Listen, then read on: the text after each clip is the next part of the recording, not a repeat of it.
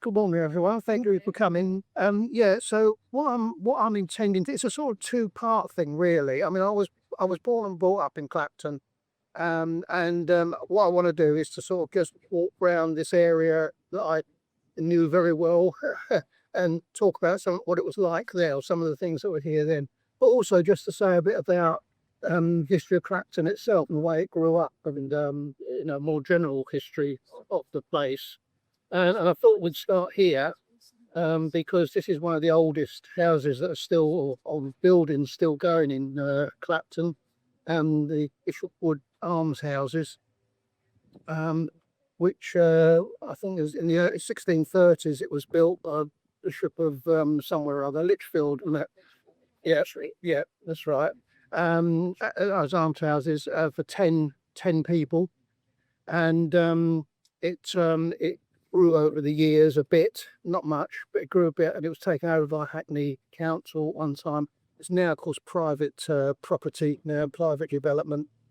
So it's not an almshouse anymore. It's just for rich people who want to move to Clapton now, unfortunately. But it is one of the oldest buildings still standing in Clapton. So that's why I thought it'd be a good place to start. Because just down there was another old building, which was sold in the early 1700s to a manufacturer. It was actually a ceramics manufacturer, and he made his money out of manufacturing ceramic chamber pots. And because of that, this place was given the delightful nickname of Piss Pot Hall, because of his why he bought it, how he managed to buy it. So Clapton itself, it's not mentioned in anything as far as we know until about 13, the early 1300s, 1339, I think. And it's first mentioned in a manorial roll. This whole area was owned by the bishops of London, and it was in the manor of Stepney. This was part of Stepney then, and it's first mentioned then as having a number of tenant farmers along here. So this was all farmland in the Middle Ages, and there were along this area here. It, it it gradually it stayed like that for a long time. Actually, it was originally called Clopton, by the way, Clopton, which means the farm on a hill.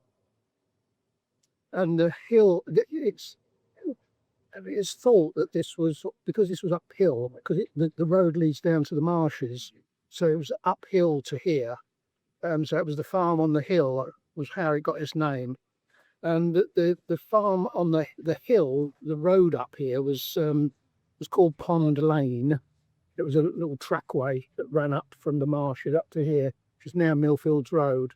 No, it was called Pond Lane originally. So that was how it got its name, as far as I know. The name Clapton didn't occur to about 200 years after the original Clopton. Why it changed, no one's really sure why they put an A in instead of an O, but there you are. It's Clapton now. So that was it. But it gradually later on in the 18th century, the 1700s particularly, a number of big houses were built along here because merchants from the City of London thought this was quite a nice area to come and move to. It was quite near the city, reasonably near the city, but it was out in the country still. So it was a nice area for the richer people. So this was, there were a number of big houses built along here at that time, and it gradually began to change a bit. It was still farmland. It was a mixture, really, of farmland and big houses. And of course, the Clapton Pond itself, that was a natural spring there. Dates back, well, at least to the Middle Ages. I mean, probably earlier, but as far as we know, it dates back to the Middle Ages. And it was a natural spring that, of course, the farmers used for irrigation and for feeding the animals, for drinking water for the animals and so on. And it stayed much like that until Clapton itself started growing And what happened really to Clapton was the coming of the railway, Clapton station up there, and also the horse-drawn buses and trams that used to come down here as well into the city. So it was available really for not such rich commuters. Other people who worked in London were able to come here. So there were sort of smaller. I'll come to those things later on, but. So it started. It was really the 1870s that there was a big change in the area when that started to happen, and the pond itself obviously sort of fallen out of use because there was no longer farmers here. It was growing up as a sound. In the 1870s, saw Millfields Road being developed, and Mildenhall Road and Thistlebury Road and Newick Road. They were all built in the 1870s as part of this development, and the pond was actually laid out. In the 1890s, because of this growing number of people who were living here, it was laid out as this sort of recreation area for the people of Clapton. And it's much, I mean, the layout is much the same now as it was when it was first laid out in the 1890s. And of course, it's always been, since then, been. I grew up was born in Clapton, and that Clapton farming was like this sort of magical place. When I was a little child, I thought it was like looked so kind of special and exotic and everything. Yeah, well, I mean, I used to, we used to have a time out to feed the ducks. I used to come up with my mum to feed the ducks in Clapton Pond. So but it's been like that for 100 years, lots of years. Right, should we go off there? Built in the 1930s. Oh, okay. The new house there was built in the 1930s, so it's not the original. Oh, right. Yes, 1800s as well. But it was demolished in the 9th. It's the chapel inside the Almshouses. It's noted as being the smallest chapel in the country. I just wanted to stop here to go back to my days here, because that was where our favourite cinema was. The ABC, the Ritz, as it was later called. I think it opened in the 1930s. It was a really nice Art Deco building. It was a really nice building. It was Associated British Cinemas, ABC, and it was a really sort of posh cinema there. I think that's where we went to see most films in that cinema. But it closed 1962. No, later than that, didn't it? It closed. Later. Yeah. No, it was in the 60s. It closed. Yeah. So and then it was demolished almost immediately, and then it was just left derelict for a long time. Except the cars driving on it on the open space, and then this would be it. 1990s, was it, maybe? Anyway, the building's still there. That was the Kenning Hall Cinema, which was a complete opposite to the ABC, because it was the local flea pit, or whatever they call them. Independence. Yeah. It was bought by Odeon eventually, but it's a much older building. It was built originally. The hall. There was a hall there originally. It built as a hall next to the pub. There's a function room for the pub. Right. But it was turned into a cinema quite early on. 1901, I thought. Yeah, 1910. Oh, yeah. Converted into the cinema in 1910. And I remember, the only thing I remember seeing there was Reach for the Sky with Kenneth Moore. Saw that there. I don't remember what else I saw there. And it was originally called the Clapton Cinematograph, and then it was renamed the Kenning Hall 1919, I think. That's all. Closed in 1979 to the cinema. Became a club, like the nightclub, that under various names. We changed its name quite regularly. Reading a lot as well. Church, very much. They've got the Sally, which was originally the White Hart. On the corner there, yes. White Hart. That's the oldest pub in in Clapton, in the White Hart of that. And it was built. It actually dates right back to the 18th century originally. It burnt down in 1830s, and a new pub is built on the side. And it was rebuilt again in the 1890s, 1891, to that, and that's the pub that's there now. They name up, and it closed not long ago, and then reopened as the back to parts. I think it was reopened in 2012 as the Clacton Heart. So that was yeah, so that's the old on the over there, Brook House, which is another very old, well, was a very old house. Probably it could well be the oldest. Could have been the oldest house, and it dates right back to Tudor times. It's said that Henry VIII, and that's where he was reconciled with Mary in Brook House over there. So it dates right back to Tudor times. It became an asylum in the 1750s, and it stayed like that until it was destroyed by bomb damage, completely destroyed in the Second World War by bomb damage. And then the Brook House School opened in 1960 on that site, but that only lasted about 20 years. So they said that the numbers were falling, the pupil roll was falling too much, and it amalgamated with Upton House, and it was already moved down to Upton House. Now, of course, the college, the sixth form college, and it's now the college building there. Road. The Leebridge Road was built in the 1730s, something like that, the 1730s.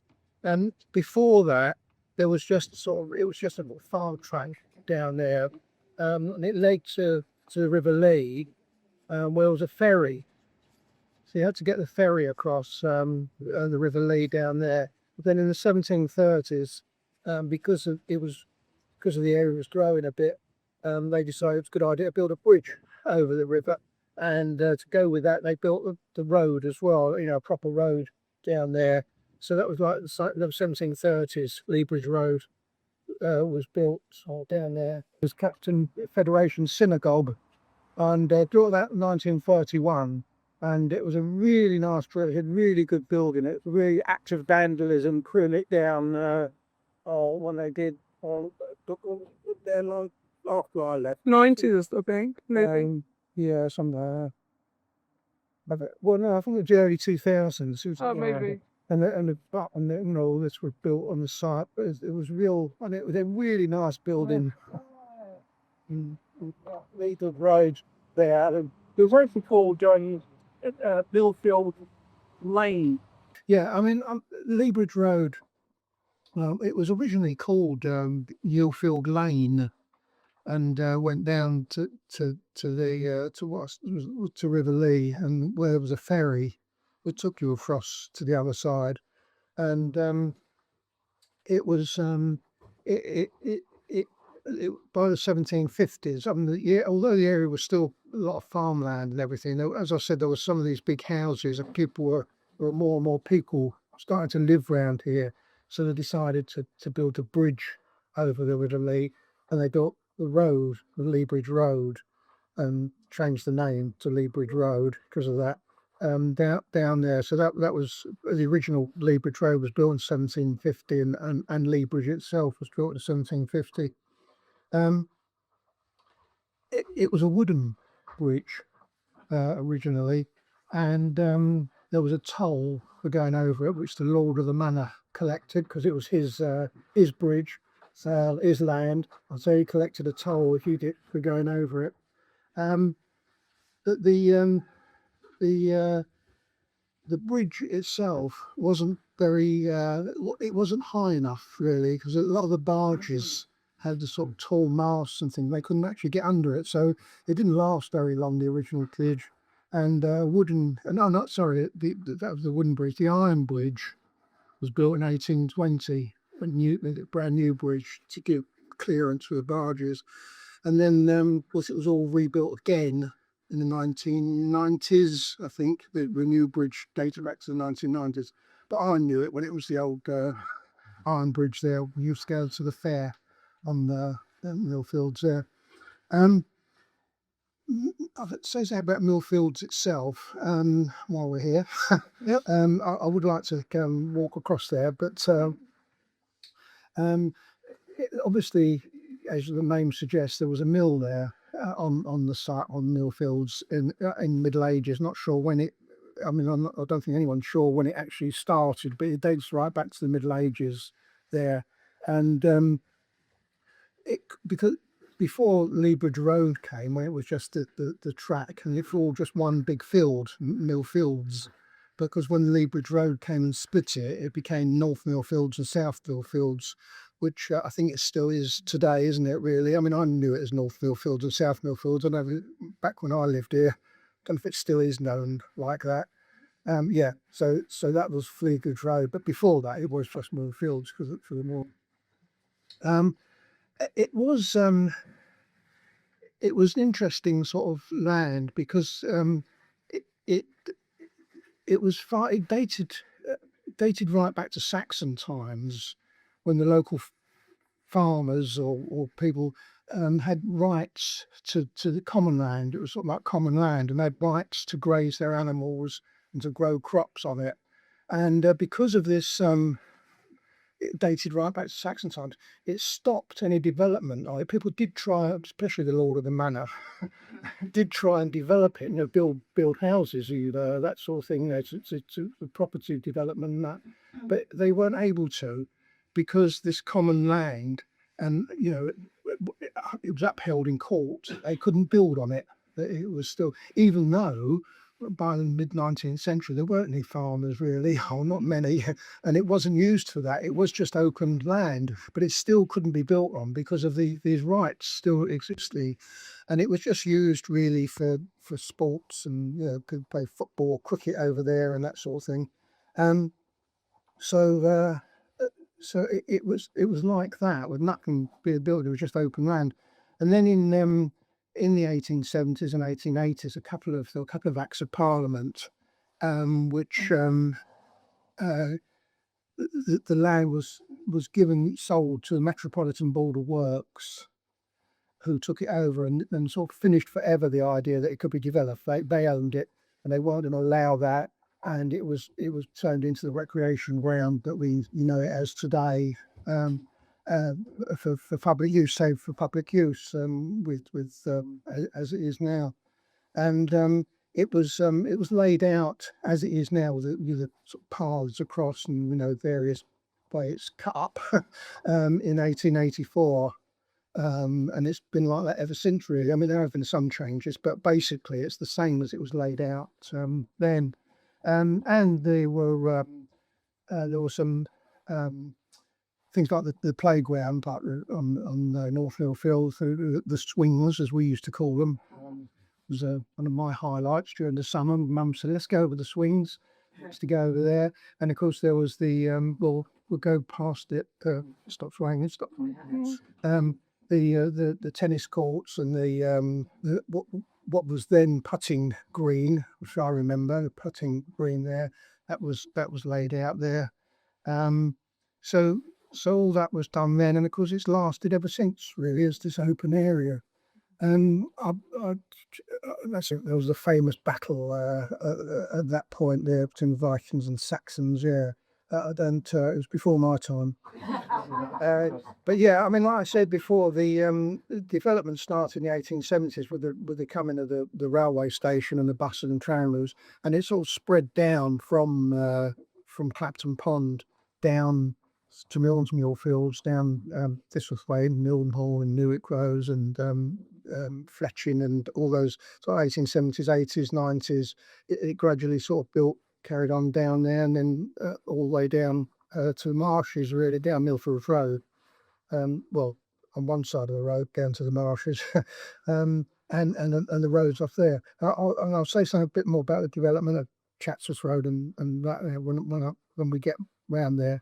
It's an old photograph of Pond Lane, which is what Millfields Road was called, in the 1870s. and it was taken from it's a photograph from the corner of Chatsworth Road and Millfields Road, looking down towards the marsh. And it is just a dirt track, you know. I mean, it's just a track down there, Pond Lane.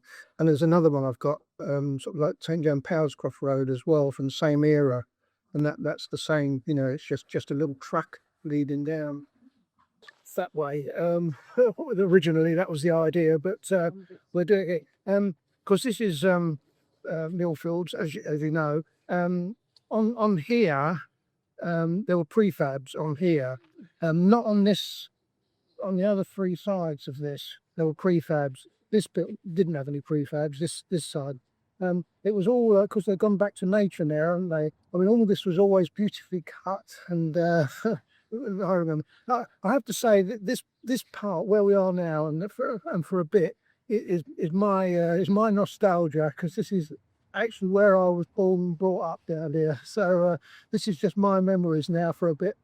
Right on the corner there, with Leebridge Road, was our local garage, Eleanor Motors, which is where we used to get our petrol and have our cars serviced and all that sort of thing. And there, this side of Leegrave Street, with flats there, that was a glass factory. And there used to be a sort of little grill at the bottom you could look through, and you could look through there and see the glass blowing, all the furnaces and everything. And it was really sort of really an exciting thing for young kids to go and look through this grill and see all the works going on inside the glass factory. I don't know when it disappeared, but yeah, so that was a bit of excitement for us youngsters to go and look at that. This, of course, is the tennis courts, and there was also a putting green here, which is what we used to. I mean, I did play tennis a couple of times. Well, I wasn't very good at it, so I gave it up. I stuck to table tennis. But there was a putting green there that, again, was one of the things that in the summer Mum would say, let's go and have a game of putting or something. So we'd go over there and play putting. That was quite a regular thing for us. Right, and then go back again. This is the tree circle. I believe there is a Clacton tree circle Cinema. yeah, outfit, aren't there now? Yeah. But when I lived, well, for the first part of the time I lived here, there was a bandstand here. That's why this is circular, because there was a bandstand there, and it was demolished about 1954, I think, somewhere around about then. And I was just saying that I've been looking for ages for a photograph of it. I've never found a photograph of this bandstand. I was looking through some of my old family photos, and there it is. There's a picture of me on the Millfields, and it's in the background, bandstand. So the only picture I found of it is actually one of my own photos. So that's the only, I mean, as far as I know, it's the only picture of the bandstand. So yeah, so that was it. Well, it was never, I mean, I don't think it was in use. I don't remember it being in use as a bandstand. I don't remember any bands ever playing there, but it was there. And what it was used for, I mean, it's used like for cinema now, the tree circle, but it was actually used for a mobile cinema. Back in my day, they used to come here with a mobile cinema in the summer and set up here, and all the local kids would come and watch the, their Laurel and Hardy films and that sort of thing, in cartoons on there. And yeah, and they used to that one, I think go that way somewhere. But anyway, there was the mobile cinema that was the highlight of the summer when it used to come round to us. And of course, over there, like I mentioned, was the fair over the used to be Easter, Whitsun, and then it was Bank Holiday over the other side of Leebridge. Still is, I think. Yeah, they still did at one point. Do we still do it? Yeah. Done it recently. Yeah. It was 3 times a year then, regularly. And that was, we used to walk there down alongside the River Lee, actually on the bank of the Lee, and go under the road and up to the fair then. This is where I lived. This is where my prefab was. Oh, wow. I'm actually standing in my house. What part? Is this your bedroom, the kitchen? Oh, no. Sorry. There were 7 prefabs along here. Starting down there, 1, 2, 3, 4, 5, 6, 7. We were number 7, and we were right next door to Clapton football stadium. This was the view from our kitchen window. Was the plane tree, and across the road was an off license. Chippendale Arms was the off license there, and it was I mean, it's 19th century. I mean, all these houses are late 19th century, and the off license dates back to 19th century. It actually closed just after we moved. I think they lost our custom because it closed down, and that was built there. It was sheltered housing. I don't know what it is now. I think it's just ordinary flats, but it was. But anyway, that was. We used to go over there, and it was like inside. It was like an ordinary shop, had a counter, and you bought whatever you wanted to buy there from them. And we used to get our fizzy drinks for Sunday lunch there. So get Tizer and lemonade and cream soda and all that over there. But the other thing we used it for was to get vinegar, because they used to draw off the vinegar from the cask there. So no bottles of vinegar. We just used to take our own bottle over or something, or jug or something, and they used to draw off the vinegar from the cask, and so that was it. I never had bought vinegar in a bottle. We never had it until until we moved away from here. I never knew what it was really, with the Sarson's nonsense. Yeah, so this is where I lived. I did in my talk on Sunday. I did mention, well, what I said was that my dad, he was a great one for giving people nicknames, and everyone had a nickname along here. We never told them by their real name, we just called them by their nicknames. And I don't think, I mean, it was a long time before I actually knew the names of some of them. In fact, I don't think I knew the names of some of them at all, ever. All the time I was here, just knew them by their nicknames. And also the same for the people opposite there as well. He did that because we were actually particularly the seven families. I mean, we were quite a close knit community. I mean, we all knew each other and went into each other's houses and all this sort of thing. It was quite well, and even across the road as well. I never thought about it at the time, obviously, but I often wondered what they thought about having these prefabs put up here, spoilt their view across Millfields at the time. But one of the ones I mentioned, particularly in my talk, was see that green sort of garage door there, not that house, but the one next to it down there, the one next there. There was someone. He was someone whose name I never ever found out all the time we were here, because my dad, we called the father Gatewaller, because he used to stand by the gate all day just watching the world go by, so he got the nickname Gatewaller. And his wife and children were just known to us as Gatewallers 2, 3 and 4. And one day we saw a wedding car pull up, and Gatewaller 5, the husband of Gatewaller 3, got out and moved in, and they were followed in rapid succession by baby Gatewallers numbers 6, 7, 8, 9 and 10. So that was the Gatewaller family. And a couple of doors along from there, and there was someone we called Old Daddy Flat Cap, because he always wore a flat cap. But in the mid-1950s, he bought a car. So there was a car parked outside his house, and that was the first car anyone owned in this stretch from the prefabs and down there. No one owned a car. Everyone relied on public cars. There were no cars, and it was quite an event that someone actually had a car, and that is just down there. I do have a photo of the car. Norman, what year were the prefabs built here? And They were built why here? They were they were built in 1946. These and the ones over there, and there was some more further down there.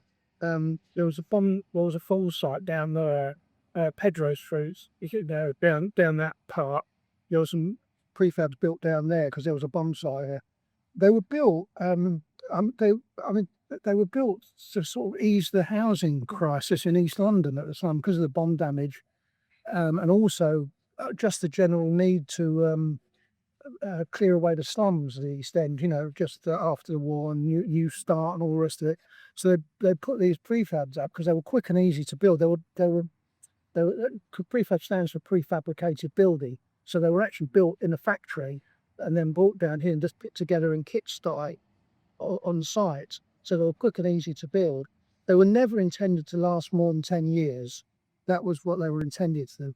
I mean, ours was here for 16, 17 years, 18, no, more than that, 19 years. Ours was here for 19 years. But I think there's still some around in the country, that are still what was supposed to be 10 years. There were prefabs over there well into Yeah. 2000s. I know, and I think there's some in Ipswich that are still standing, that's still being used.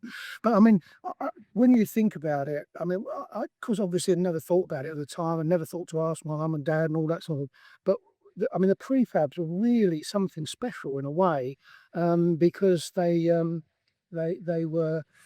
a big living room, they had a big fitted kitchen, they had a built-in fridge, which was something that at that time a lot of families didn't have, a fridge.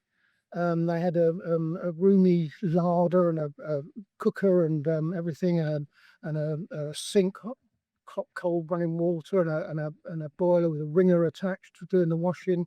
There was an indoor WC, and I mean, I know my parents lived with my dad's parents and 4 siblings, so it's quite overcrowded up to Bethel Bree. So I mean, it's quite overcrowded, and it also they did have an indoor WC happy in their flat in Bethel Green, but I mean, a lot of people didn't. And so I mean, these prefabs were quite something really when they were built, and it must have been to move here from that sort of where a lot of these families came from must have been really something special for them, something amazing, really.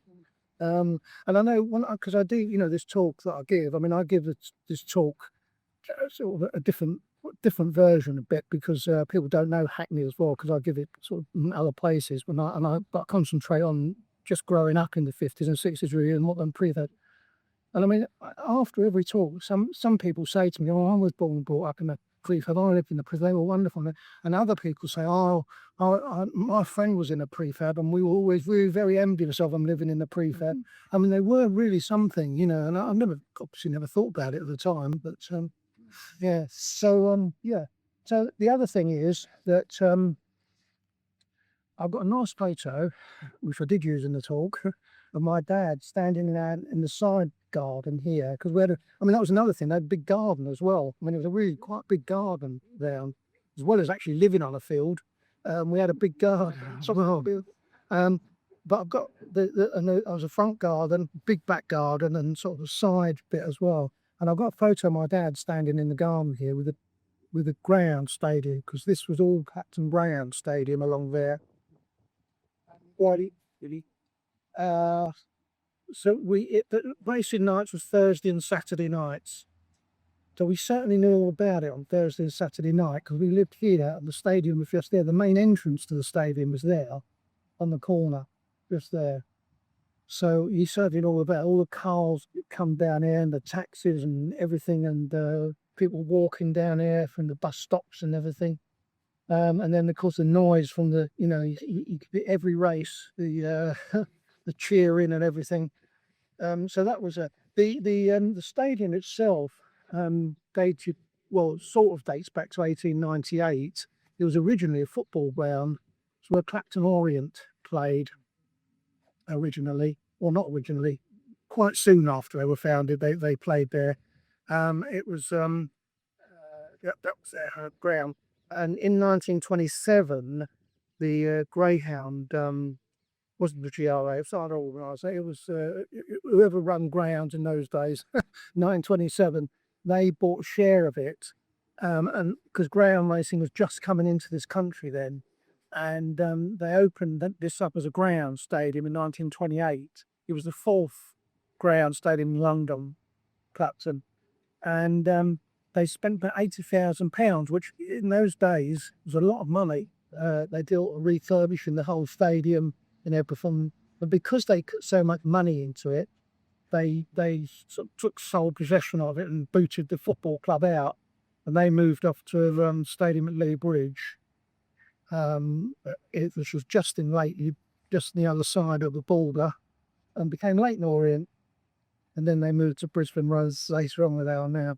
But yeah, so that was the Greyhound Stadium. It was sold in 1969 to a property developer. But nothing actually happened for a while, and then it finally actually closed down in 1974, January the 1st, 1974. So just 1974 was the last day of Clapton Greyhound Stadium, 1974. And then it just lay derelict, really, to the 1980s. For about getting on for 10 years, it was just derelict.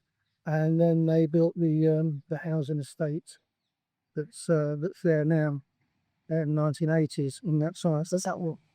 And all along there was it was the wall of the stadium. And they had Clapton Greyhound Racing Stadium written along the wall there.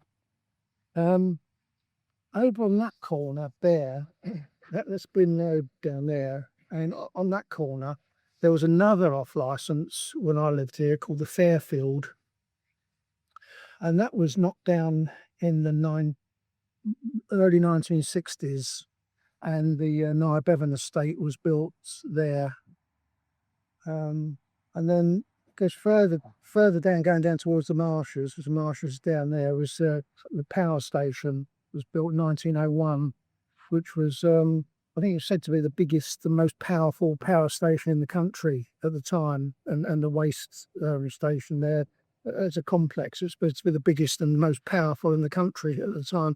And of course, it was that right then, and then there's a big chimney that went up there. And I was just saying, for one of our highlights as youngsters was going down to the River Lee down there, because the barges used to take the coal down to the power station along the River Lee, and we used to go down there, and they had these outside lifts, sort of hoists for the coal, and so the barges that come down there, they'd unload the coal on the side, and then they'd be taken up in these lifts. And it was quite something for us youngsters to go and watch the coal being hoisted up to the top of the power station from the barges. That was another highlight of our day. That used to be on that corner. There was a shop on that corner, though it was never open all the time I lived there. It was a shop. It was never open. I don't know what it was before I lived here, but obviously it's gone now. So yeah, it was just a closed shop all that time. And on that corner, there was a dairy, up Bryn Road, Warfoods Road. It was a dairy there. So that's where we got our butter and milk and eggs and stuff. Well, not our milk, no, because we had the co-op deliver the milk. But yeah, butter and eggs, cheese, stuff like that. Right. These were always here. But this, as you can see, is different. And this was open. This wasn't. There were no railings there when I lived there, because this was the path up to our house up here. This was put in after they demolished the prefabs and we moved. So that's why this is different. It's interesting to see it's still here, still exactly or all the rest of it's still the same as it was ever. And this is the this was the path up to the house. Yeah, actually the prefab. We had to share it with number 6, but so it just went up the path and then you sort of turned, and the bus stop, by the way, as you can see, it's quite almost outside our house. When I lived here, the nearest bus stops were at Leebridge Road, Pond, Linscott Road, and Clifton Road. Each one to two.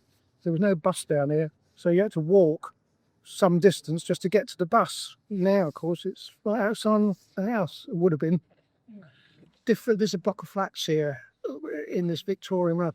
I mean, I never really thought about it, obviously, when I was younger, but I did think that maybe it had been they'd been destroyed in the war. There had been bomb damage here. That's why the flats were there, which subsequent research proved to be true. This was bombed during the war. These houses were bombed during the war, and these flats were from.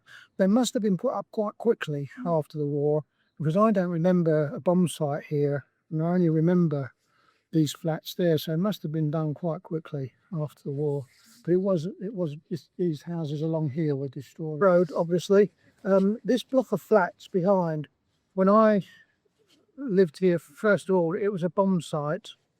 It was just a big bomb site, and it was this whole row of, there was a row of shops here. I mean, it was like a continuation of Chatsworth Road, of course, the shops.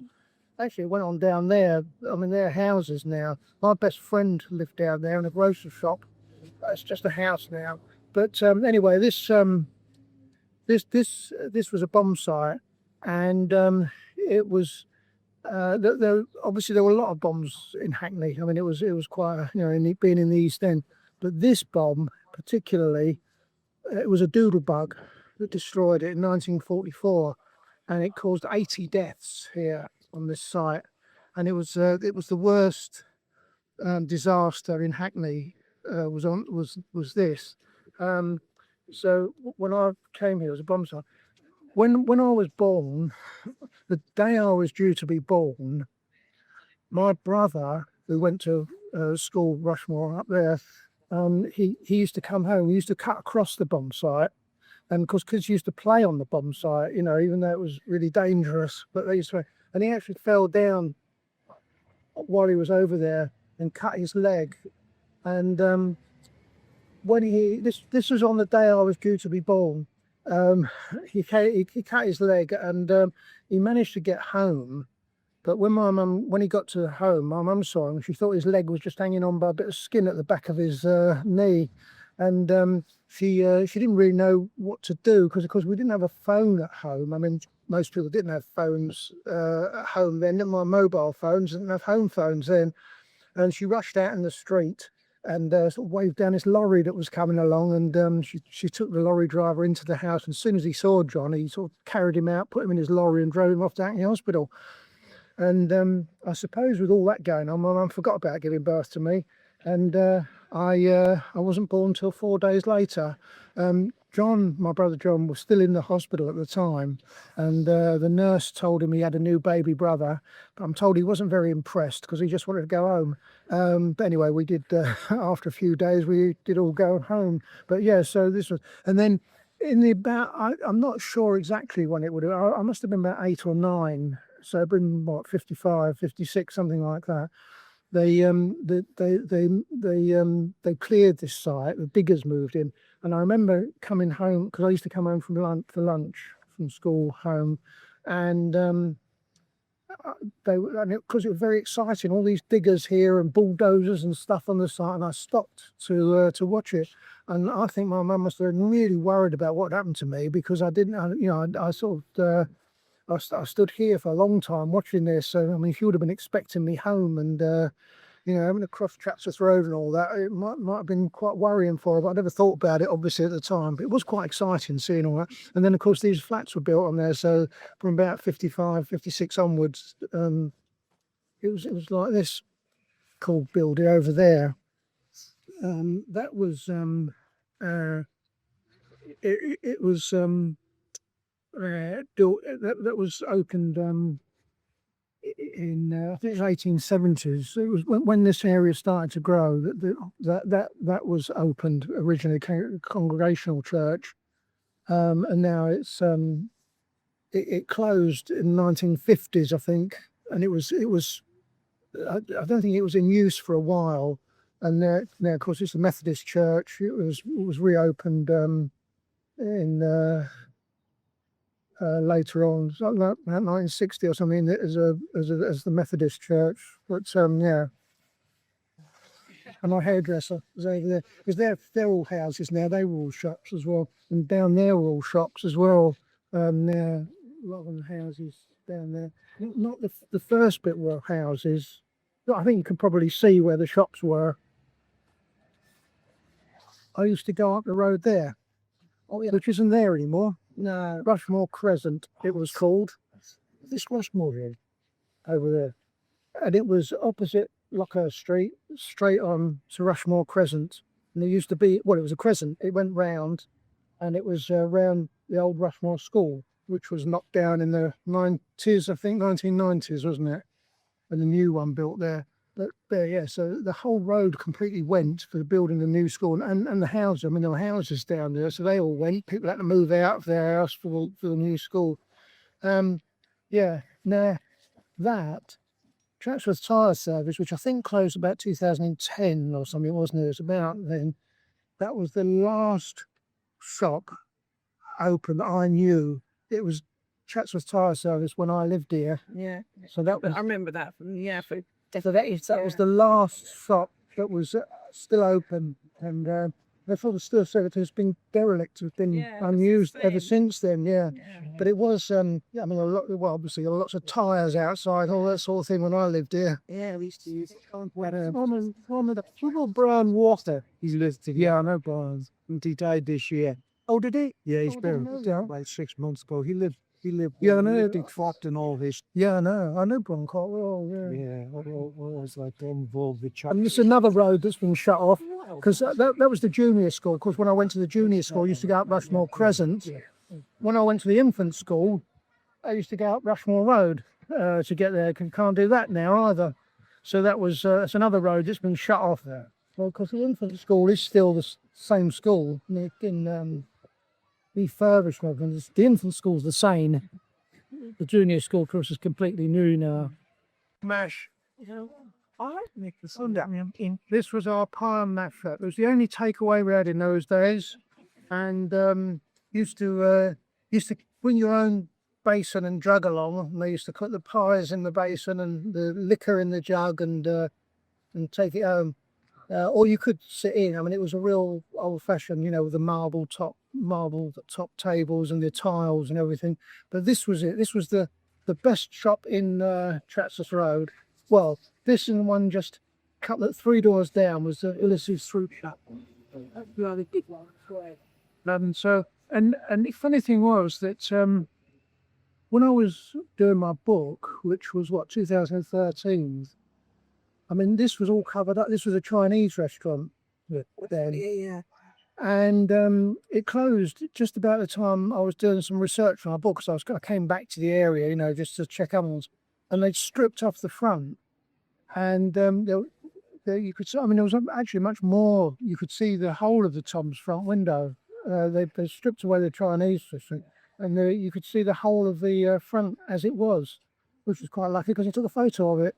And so I got a photo of Tom's Crime Mash shop a lot later. It closed in 1974 after we left. But yeah, and it is Pie and Mash, still the greatest food in the world. Next door is Shaddick's, which was a butcher shop, which also closed in 1974. But it's still got the sign. I think it's just private. It's a private house now, isn't it? Oh, it doesn't look the shop anyway, is it? So yeah, so these two sort of closed at the same time, but they've still got a bit left of them. We never used this as our butcher, but because when I first came, it was still on ration. Meat was still on ration until 1954. So I was 7. You had to go to the same butcher's. You had to use your coupons because you were registered there. We used to get a Gunners, which was along this row somewhere. I mean, yeah. Yeah, but, yeah. Anyway, there you go. Was developed again. It was in the 1870s. Like I said, when Clapton started to be developed all round. This was developed, I think, by 1880. It had become the shopping street for Clapton. It was built as a shopping street by what did I say? They were called London and Suburban Property Company or something. They bought all this area to develop, and they made Chatsworth Road from Booksby's Walk down to Pond Lane, Millfields Road, as the main street in the area, shopping street in the area. So by 1880, this was the shopping street. And of course, that's how it stayed. And when I lived there, because it was all there were the market, all the market stalls down here. And I know they have the markets up sort of bit in the middle up there now, don't they? Every now and then. but it was all. I mean, all of this with market stalls, both sides of the road. It was all. It was it was a market street. It was I think it was Saturday and Wednesday was market day. The 2 days it was open. I mean, we used to come down here every Saturday morning. We'd come do our shopping down here and in the shops, of course. Well, the stalls in the shops. And so that was the big thing. The early closing day was Thursday. Remember early closing days? Yeah. So, but it was really busy, of course. Coming down here. They're all, the stores had everything. There was the fishmonger stall and the sweet stall, haberdashery. There was just about here. I think about this bit was a pet food stall. We used to buy because we had a cat, so we used to buy pet food there for the cat. So I mean, absolutely everything along here that you could want in a market street. This side, like Blurton Road and Glenarm Road and Clifton Road and all up there, Median Road, they were all part of this development at Chatsworth Road. It was all part of the same development. They built the market road up there, but they also built all these houses. All these streets were laid out then, 1870s, late 1870s, as part of this new big estate up to Brooksby's Walk. So that was all part of it. And the one thing that actually preceded all that was this. This was originally actually a priory was on this site that was built in 1820. In the 1820s, the priory was built, and it was demolished. It didn't last very long, actually. It was demolished in the mid 1860s, I think. It was demolished, and then just as all this was being developed, they built the pub here for obvious reasons, with all these houses around. And it was originally called the Priory Tavern, as a nod to the Priory being here. But it later changed its name to, I think it was the Eclipse, for a while, wasn't it? And then now the Elderfield. So, yeah. So that was, So that was that. Yeah. But it's the oldest. Well, I've said the White Hart is the oldest pub in Clapton, but this is the oldest in this sort of area, Elderfield, which again was actually it was built just before this was developed. It was developed separately. It was like 1860s. Powerscroft Road. It was a bit before that. But I used to, because I used to go to school in Bethnal Green, Parmeters, and I used to get the bus back and get off up there because, like I said, there were no bus stops. So we used to get the bus up to there and walk down here, and just over there, see, look, it's going to my home. Just over there was the United Dairies yard, and it used to, all the milk floats and everything used to be out in this yard over there, and so it was a sort of sight on the way home to see. This was the United Services Club. That's what it was. Still is, I think. So, on Sunday mornings, we always my dad and I used to go over Hackney Marshes during the winter, see the football, because there were over 100 pitches there. There's still a lot there, aren't there? But we always used to go and watch Hackney and Leighton League, and because there were a few different leagues played over there. We used to go, Hackney and Leighton League was the one we got to know, and our favourite team was United Services. They played in orange shirts and black shorts, and yes, they were our favourite team. So the Round Chapel, it was opened in 1871 here, but it moved up. The congregation that formed it moved off. They'd originally had a chapel in Morning Lane called the Gravel Pit Chapel, and I mean that was a breakaway group from another group as well, but by 1868 the congregation at the Gravel Pit it was a fairly small building they had. It was too big for that, so they looked for somewhere else to move, and they built this as a much newer, bigger chapel to use. and of course there was also the fact that it was 1871. Like I said, it was starting to grow around this area, so there were more and more people coming here. So it was it needed this bigger chapel. It is a Grade 2 star listed, isn't it, building? So it's quite well protected, hopefully, and it's